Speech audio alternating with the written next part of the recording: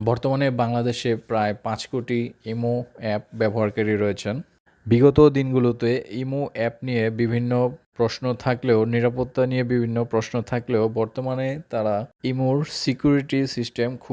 তাদের security system অনেক শক্তিশালী করেছে। তারই পরিপ্রেক্ষিতে তারা একটি নতুন অপশন চালু করেছে, সেটি হচ্ছে সিম বাইন্ডিং অপশন। সিম বাইন্ডিং অপশন আপনি একবার চালু করলে আপনার সিম কার্ড এবং মোবাইল হ্যান্ডসেটটি যুক্ত হয়ে যায় এবং ইমো অ্যাপ এটা নিশ্চিত করে যে এই ইমো অ্যাকাউন্টটি শুধুমাত্র এই সিম কার্ডের অধীনে এবং এই ডিভাইসটিতেই চলবে।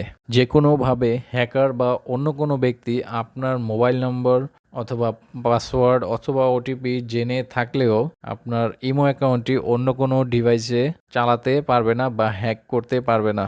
চলুন আমরা দেখে নেই কিভাবে সিম বাইন্ডিং অপশনটি চালু করবেন। প্রথমে আপনার ইমো অ্যাপটি ওপেন করবেন, তারপর আপনার স্ক্রিনের উপরে বাম দিকে যে আপনার ছবিটি দেখা যাবে সেটি হচ্ছে আপনার প্রোফাইলে ক্লিক করার পর এখান থেকে যাবেন সেটিংস থেকে অ্যাকাউন্ট অ্যান্ড সিকিউরিটি, তারপর লগ ইন প্রোটেকশন, তারপর সবচেয়ে নিচে চলে আসবেন, এখানে লেখা আছে অ্যাডভান্সড প্রোটেকশন, এখানে ক্লিক করবেন। অ্যাডভান্স প্রোটেকশনে কী কী রয়েছে এখানে একটি সারসংক্ষেপ দেওয়া হচ্ছে। SIM binding Android only enhanced security, এই অপশনটি জাস্ট এনাবেল ক্লিক করে এখান থেকে বের হয়ে যাবেন, তাহলে আপনার সিম বাইন্ডিং অপশনটি চালু হয়ে যাবে।